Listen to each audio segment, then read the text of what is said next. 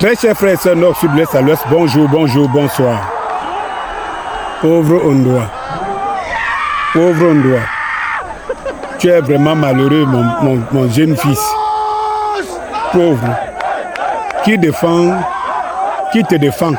Personne. Toute la journée, je me suis posé la question si Ondoa est camerounais. Parce que je ne comprends pas. Moi, je ne comprends pas. Il y a une attitude que je ne comprends pas. En fait, c'est que je vois des gens qui font tout. Qui font tout pour suivre un vent là. Et de compassion pour André Onana. J'aimerais d'abord vous dire, pour ceux qui pensent que moi j'ai fait de Onana bashing, vous ne pensez pas si mal. Je le fais vraiment. Je le fais vraiment. Et je le ferai je le ferai tant que je pourrai.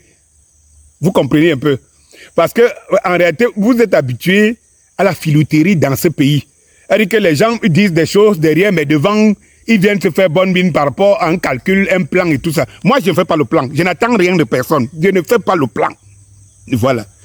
J'aimerais poser des questions suite à ma sortie de ce matin où j'interpellais mon frère Serge Branco. J'aimerais poser la question à tous ceux-là. J'aimerais poser la question à Martin Kamimim. Tous qui ont été prompts à vouloir dire c'est un patriote, c'est un meilleur, il joue à Manchester, c'est un meilleur gardien et tout ça, c'est un Camerounais. Nous ne devons pas faire du bashing. Moi, j'aimerais poser une seule question. Je vous pose des questions. Vous êtes où pour défendre Fabrice Ondoa? Vous êtes où pour défendre Fabrice Ondoa? Il y a des gens qui sont nés avec un bon sang dans ce pays, hein? Ou bien il faut être au bon endroit. Donc si Fabrice Ondoa aurait choisi servir les hautes instructions, on se serait apitoyé sur son sort. Parce que le mal de Fabrice Ondoa, c'est d'être du côté de ceux qui disent qu'ils sont de la force du changement. Lui, c'est d'être du côté du changement, de l'amélioration. C'est ça qui fait le malheur de Fabrice Ondoa. Et pourquoi je cite Fabrice Ondoa?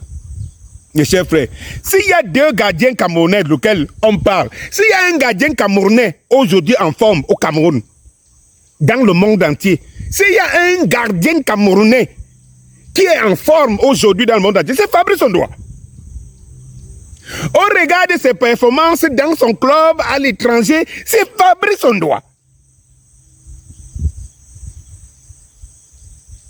On a beau dire qu'on a joué à Manchester, qu'il joue même au Real de Madrid, il va de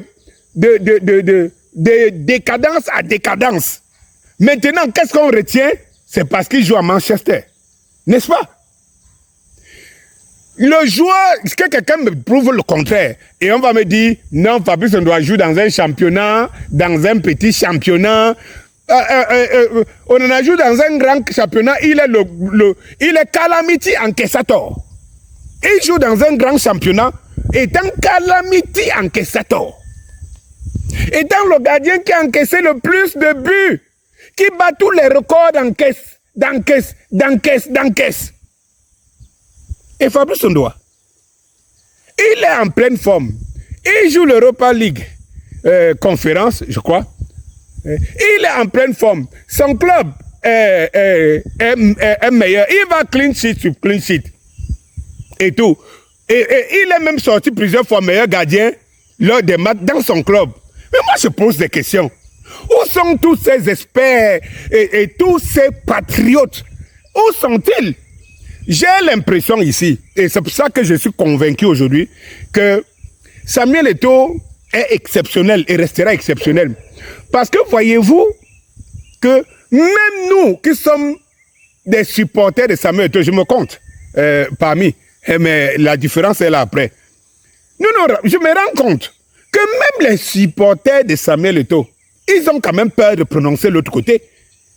Ils ont toujours peur, ils ont peur de prononcer de l'autre côté. Et ça fait vraiment un problème pour les Camerounais qui veulent le changement. Moi, je ne comprends pas. C'est-à-dire que tu vois quelqu'un suppose Samuel Eto'o la nuit, le jour, il prend une position bancale. Il n'est ni à gauche, il n'est ni à droite. Il est obligé de jouer. Mais il veut le changement. Il veut le changement. Tous ceux qui sont matés dans le foot, parce qu'ils soutiennent Samuel Eto'o, ils n'ont le soutien de personne. J'ai dit que tous ceux qui sont matés, parce qu'ils sont soutenus Samuel Eto'o, qui sont footballeurs, je prends seulement les footballeurs, ils ne sont soutenus par personne, ni même par les églisiens. Et moi, ça me pose un problème. Si vous estimez que tout le monde doit prier les signes devant la mafia, mais allons-y seulement alors. Mais, point de lamentation. Moi, je ne comprends pas ça. Je dis que j'ai vu même le matin quand même. Peut-être que c'est quelque chose que j'aurais à... Je me pose quand même des questions au frère Martin quand même. Parce que même le Eto'o bashing, l'Eto'o bashing, Eto'o qui est une légende mondiale, j'ai vu certaines personnes ne pas se prononcer. Vous ne vous prononcez pas pourquoi? Parce que vous ne voulez pas vexer les hautes instructions. Mais c'est plus facile de dire, on se prononce pour Onana. Alors que beaucoup mangeaient dans la paume de main de Samuel Eto'o. Beaucoup ont été soutenus par Samuel Eto'o. Moi, il y a quand même... C'est ça qui est... Je peux dire que Eto'o, il a... C'est-à-dire que... Je ne sais pas, hein, il a un mindset de fer. Au milieu de cette atmosphère. C'est pour cela que le gars, il poursuit son job. Il est resté dans son coin. Il fait de moins en moins confiance. Les Camerounais sont incroyables. Là, le changement, c'est dans les lèvres, ou bien sur les lèvres. Le changement, ce n'est pas dans la tête. Les mentalités sont les mentalités du système.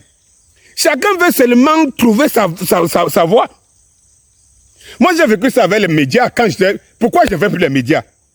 Pourquoi? Parce que vous venez sur un plateau de télévision ou bien de radio. Vous êtes aux alentours, à côté, peut-être avant l'antenne, avant le direct. Vous causez de tout, y compris avec le présentateur ou l'animateur ou le journaliste. Vous avez un même point de vue d'une manière logique.